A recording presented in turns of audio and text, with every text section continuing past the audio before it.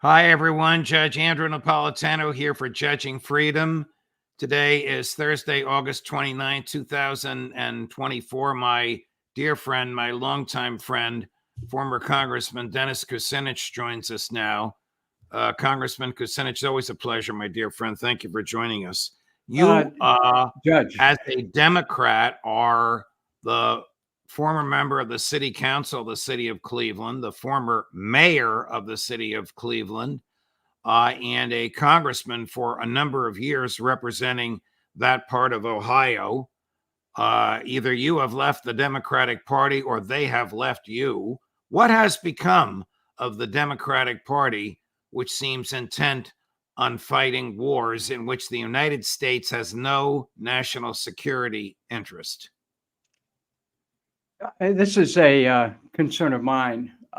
More recently, we saw the effort to squelch the objections of members of the Progressive Caucus within the Democratic Party to the United States policy with respect to Russia. There was an attempt to actually try to end that war and with Ukraine. And the Democratic Party bosses basically slapped down those progressive members. They withdrew the letter. And when you look at the convention, one of the things that I thought was remarkable about the convention speech of Vice President Harris was anybody listened closely, was the bellicose nature of an attempt to combine patriotism with militarism. And once that happens, the higher cognitive functions begin to fade in favor of the lower limbic system, where people start to get deeply fearful and close ranks, and it's a propaganda tactic. Our government needs to move away from an American imperium. Our government needs to move away from the idea that America over all the other countries in the world. For us, it might seem that way, except for one thing. We can't afford it. And not only that, it leads to disaster. Every empire in world history, as it extended itself, endangered its own citizens. So we're at that point right now, Judge. And, you can look at the 800 bases around the world. You can look at the United States presence in the Gulf right now, where our soldiers and sailors are sitting ducks. We have laid this kindling wood of potential wars everywhere, and it's time to pull back. But unfortunately, it's full speed ahead right now with the party. That's very sad. Were you at the DNC in Chicago last week? No, as an independent candidate, what I've been doing, Judge, is to seek to find a way to bridge the differences between the two parties and not be in one camp or the other. That also leads me free to do a critical analysis of what's going on without regard to fear or favor of one partisan group or another. I just call them as I see them. So I have referred to Donald Trump and Kamala Harris as Tweedledee and Tweedledum on the issues that matter: war and peace, universal surveillance, extraordinary debt. They're both very bellicose, as you pointed out. Why did you leave the Democratic Party? Because of its bellicosity on war? Well, it's not so much that I left as I really declared my independence. I did it without some broadside against the party, although I'm fully familiar with what the party, as they call it, is about. To me, it was a call to make a higher statement of what our country needs to be, and to place country above party, and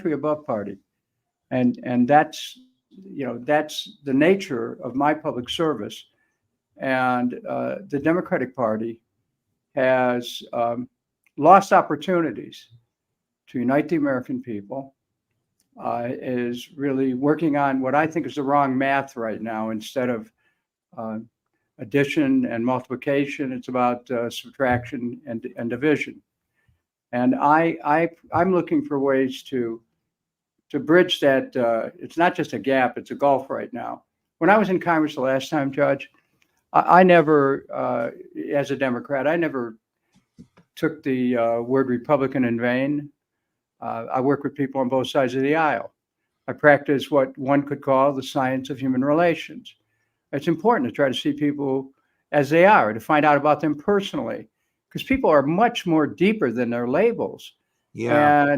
And we end up with these brickbats without really getting to know each other. And How did Congress get so divisive to the point where it's a mortal sin for a Republican to vote on the side of the Democrats and a Democrat to vote on the side of the Republicans? I mean, they practically took Thomas Massey's office away from him when he voted against mass surveillance. Well, first of all, Tom Massey's a great patriot, and I'd love to serve with him in Congress because, well, there might be some issues that we don't agree with on the things that really matter. The United States Constitution, protecting freedom of speech, protecting people's right to be free of unreasonable search and seizure, equal protection before the law. Tom Massey's a patriot. Yes. And yes, people who go against the grain, if you might find that you meet with the disfavor of the party bosses. But our country has to be, if we are going to survive as a republic, we have to rise above the inertia which partisan politics is driving us towards. We've got some serious challenges here at home which are not being met because the debate just degenerates into a partisan fight that is often pointless, but it's about control. You don't often hear Democratic office holders speaking the way you do. So, and I don't mean this question to be offensive, but when you left the Democratic Party, were they glad to see you go? Well, let me just state something. I mean, for me, there was no formal au revoir. Okay, I didn't say, I'm out of here, because I still work with Democrats and I work with Republicans. So I took a different approach, Judge, which is that I declared my independence because I want to, as I mentioned earlier, put country above party, and I just saw that the partisan conflict was not serving America. I know how to bring people together, Right. but the very nature of partisanship is that you attempt to characterize one group or another. Let me give you an example. I think you and your viewers will find this interesting. So in Congress, in the Democratic caucus, when they have their meetings weekly, they talk about three things. The first thing they talk about is the latest polls.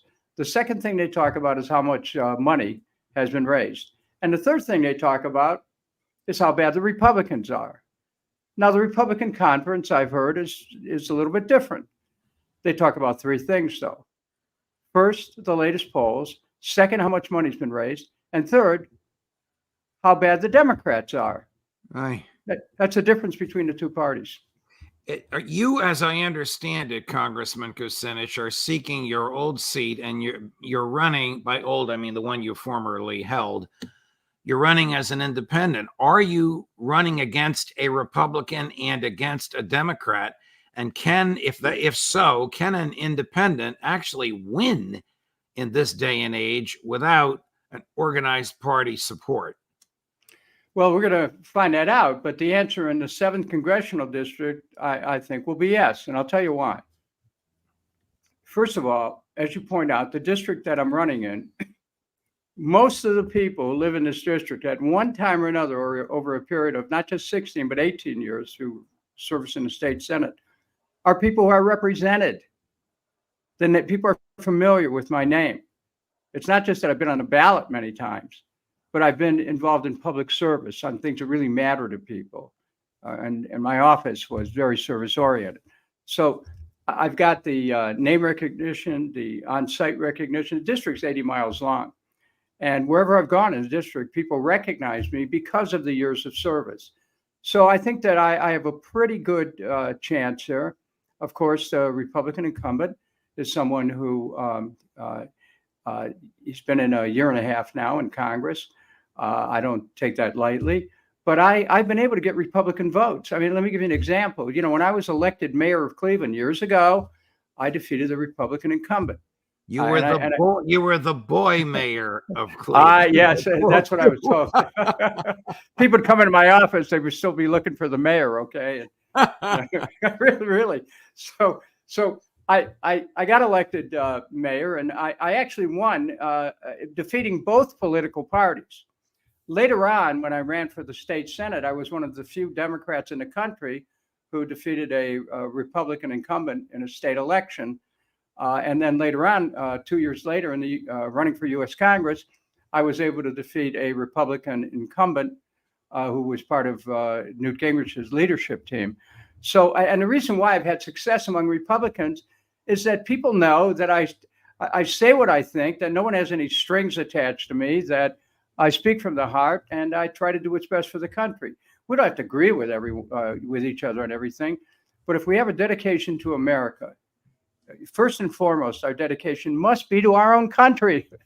And if we're really dedicated to our own country, we're not going to be sanctioning these wars going on all over the world. How do you, Dennis Kucinich, defy the Israel lobby and defy the military-industrial complex, two of the major driving forces for the war party, the Uniparty, that comprises, you know this number better than I, 85, 90% of the Congress?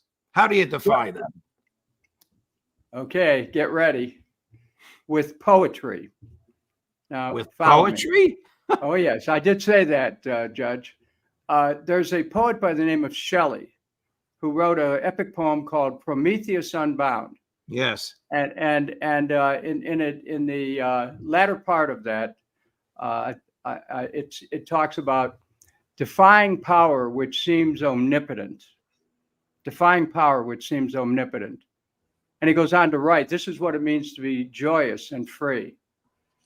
And so in life, I'm not talking about politics here. I'm talking about life. We must be fearless. Courage opens all doors. But as a practical matter, the Israel lobby probably is funding one or both of your opponents. The military-industrial complex probably employs people whose votes you are seeking, as well as funding one or both of your opponents. How do you, Dennis Kucinich, non-Republican, ex-Democrat, defy that financially? Well, I'm raising money on the internet. This is something important. People can go to Kucinich.com and help out. Of course, you're right. I mean, you need money to run a campaign. But, I don't seek to make enemies of anyone. And if they think that they can try to squeeze me out by raising money for someone else, well, I'm going to, I'll take up the challenge.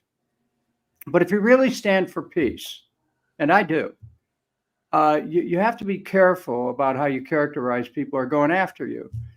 Do I have disagreements with AIPAC on Israel? Yes. As a matter of fact, I believe that what they're doing is counterproductive to the survival of Israel. Yes. And I've said that. Do I call down hellfire? No, that's silly. You have to understand the motivations that people have, but also to challenge them. I mean, what's happening in Gaza is genocide, pure and simple. I mean, you don't need to be familiar with international law. You just need to be a human being to understand that it's wrong to try to wipe out another human being based on their ethnicity or their political standing. You can't do that. So, hopefully the society is going to evolve beyond this. But in the meantime, I'm running as an independent because I'm saying it's time to end these forever wars. It's time to seal the border, stop the rising deficit, cut it back, to make sure that we end the spying, stop the censorship. We have to reclaim the essence of what it is to be an American. We have to go back to those principles upon which the country was founded, which had nothing to do with going abroad, seeking dragons to slay, which had everything to do about the basic rights of who we are as Americans. And we're Right. losing that. We're absolutely losing it. So I'm running as an independent to make sure that people know that we're not stuck with two choices which seem to be polar opposites, but also present the possibility of a uniparty. I try to step out of the polarity, Judge. Right. And when you step out of polarity, you create new possibilities.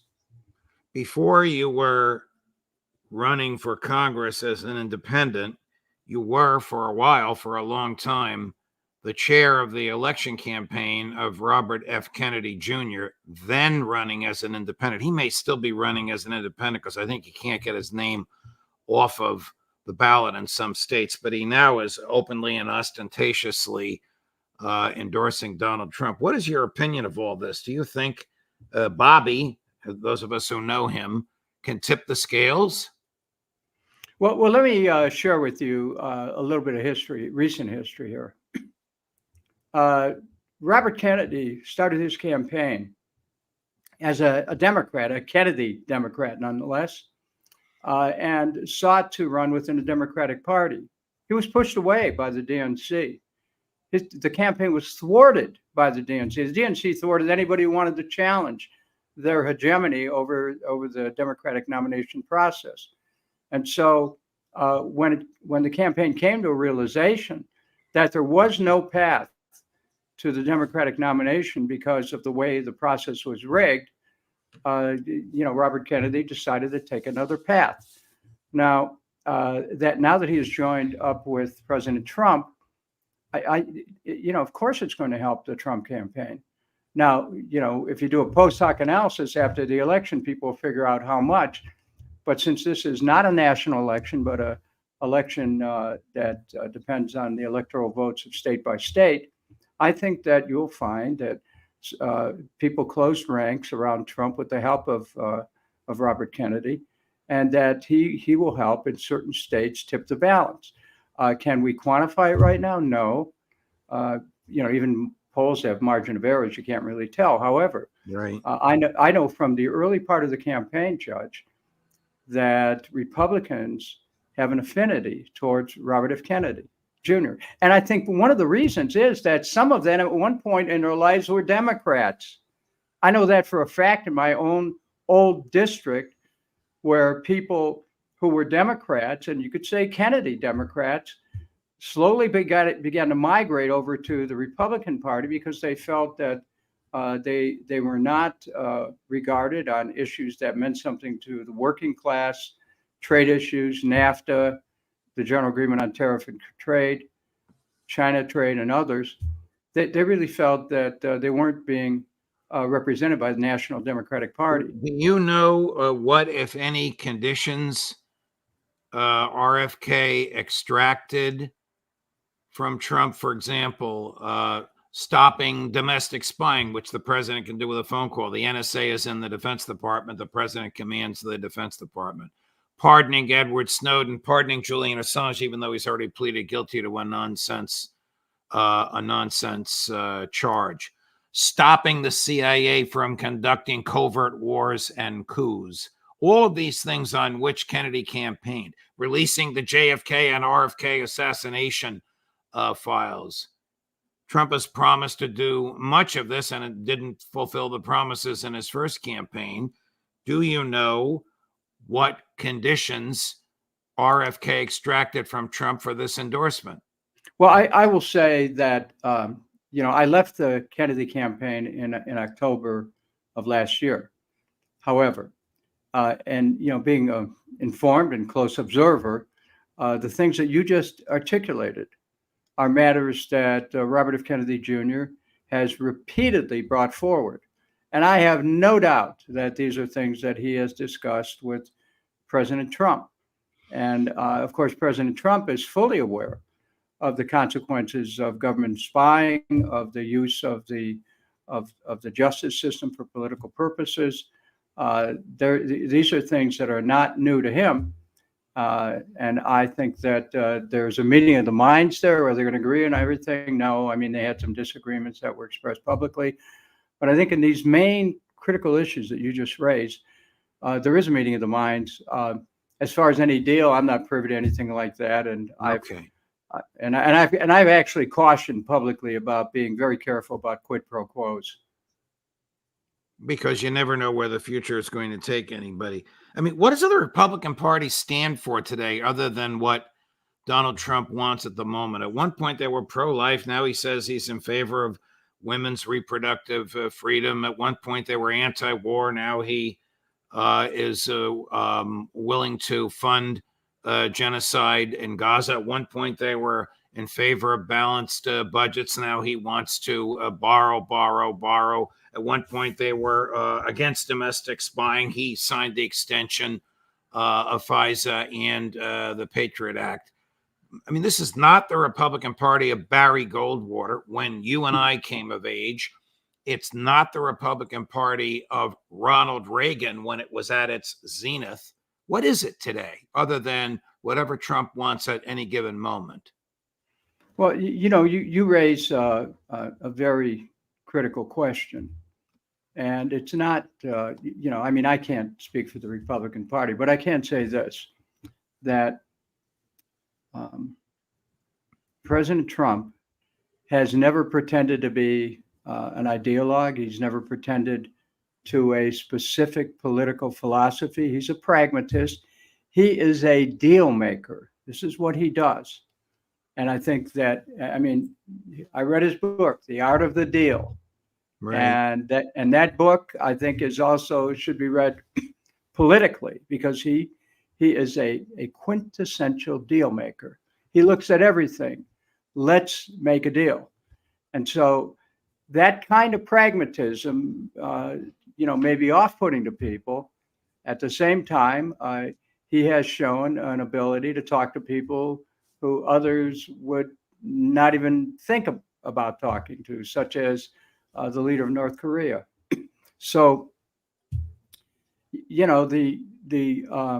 you point out, where's the core of the Republican Party? Well, obviously, it's changed. Where's the core of the Democratic Party? It's changed. We are in a period of transition where there is a crossover. And what people called Republicans years ago might seem more Democratic. What people called Democratic years ago may seem somewhat Republican. Pointing out, Judge, that labels mean less today than they've ever meant, which is another reason why I'm running as an independent, because I'm giving people a chance to vote for themselves by saying, well, you vote for me, you don't have to worry about what a party's going to say. You have a direct connection with me. Parties are brokerages, essentially. Right. If people want to learn about your campaign or even contribute to it, Congressman Kucinich, where can they go and how can they do it? Well, they can go to Kucinich.com. Now it's spelled Kucinich. Kucinich. Took me years to spell it. And Kucinich.com. And you can make a contribution, or you can help volunteer. If you live in Ohio, you can come up and help in the campaign. This is a people campaign. I don't make any pretense about it. I'm not the only interest group I have are the people, period. And that's kind of where I've been all my life. I've been independent by nature. And in this campaign, I actually get a chance to officially be independent. Congressman Kucinich, wishing you the best of success. I would love you to be in the House of Representatives. You'll be like my friend George Galloway in the House of Commons, driving the leadership of both parties crazy by reminding them that neither of them stand for the principles in the Constitution, even though all of them have taken an oath to do so. All the best to you, Dennis. Thank you very much for joining us. Thanks so much, Your Honor. Of course. A very, very, very interesting person. Dennis and I met at Fox News when I had my show there, and I decided to put him on the show with Ron Paul, just two people for the entire show. It was the highest ratings the show ever had. Coming up at 3 o'clock this afternoon, Colonel Lawrence Wilkerson at 3:45. We're pretending today is Friday because of commitments I have tomorrow. At 3:45, the intelligence community wrap up, and at 4:30, Aaron Mate, Judge Napolitano for Judging Freedom.